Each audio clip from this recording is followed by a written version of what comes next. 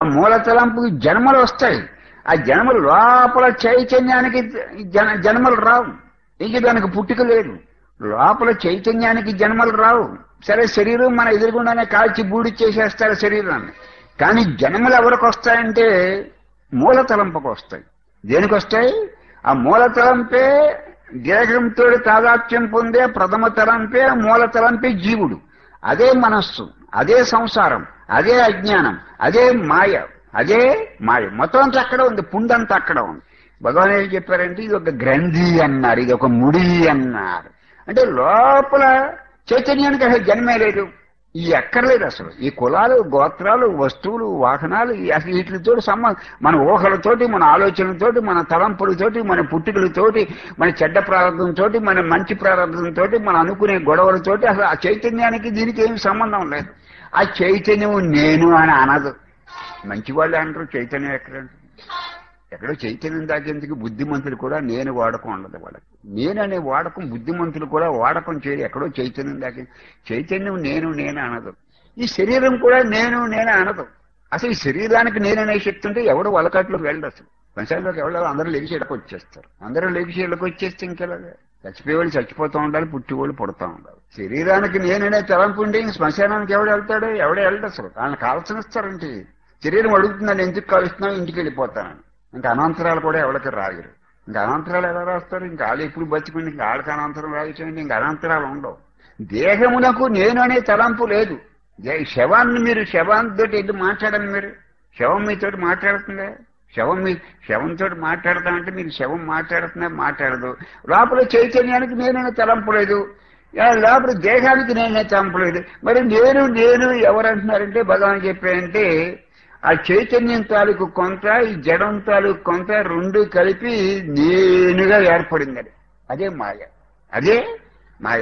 పూర్తిగా జడం కాదు, అది పూర్తిగా చైతన్యం కాదు.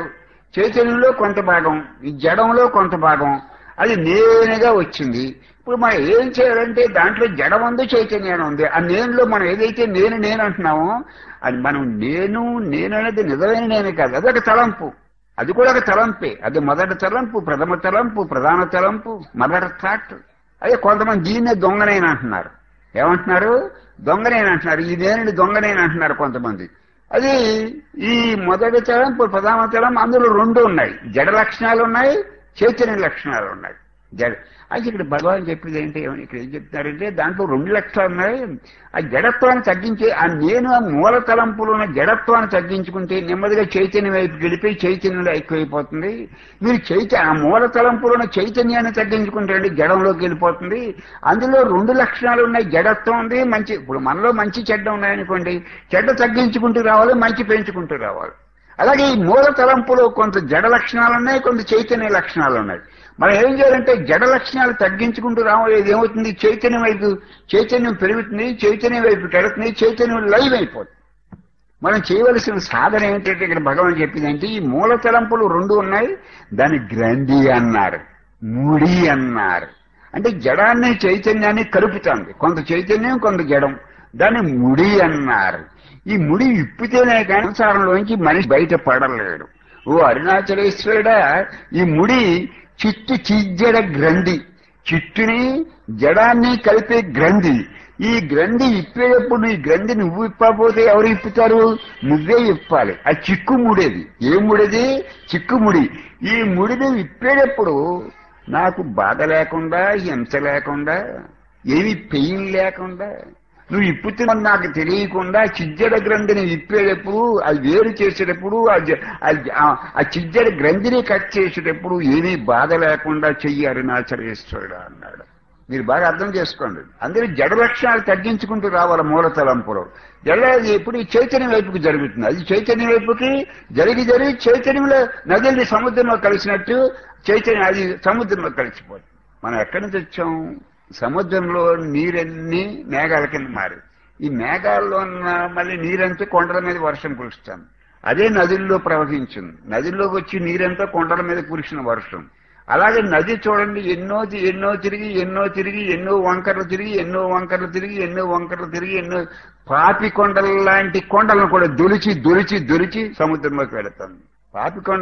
పాపికొండల్లో మనం నా గోదావరిని చూస్తుంటే ఇంత పెద్ద పెద్ద కొండల్ని దొలుచుకుని నది ఎలా వచ్చింది బయటకు అనిపిస్తుంది మనకి. అలాగే భగవాన్ ఏం చెప్పారంటే ఈ జీవుడు వాడి ప్రారంధాన్ని బట్టి ఎన్ని రకాల జన్మలు ఎత్తినప్పటికీ వాడి దేహం యొక్క ఆ జీవుడు యొక్క ప్రారంధాన్ని బట్టి వాడు ఎన్ని రకాల జన్మలు వచ్చినప్పటికీ మంచి జన్మలు ఎత్తినా చెడ్డ జన్మలు ఎత్తినా పశు జన్మలు ఎత్తినా లేదా మానవ శరీరం మానవ జన్మలు ఎత్తినా అవి ఎన్ని వంకరలు తిరిగి ఆ నది ఎన్ని వంకరలు తిరిగి సముద్రంలో కలుస్తుందో ఈ జీవుడు ఎప్పటికైనా తిరిగి తిరిగి తిరిగి తిరిగి సముద్రంలో ఐక్యమైపోతానే కానీ దానికి విశ్రాంతి లేదు విశ్రాంతి లేదు అన్నాడు.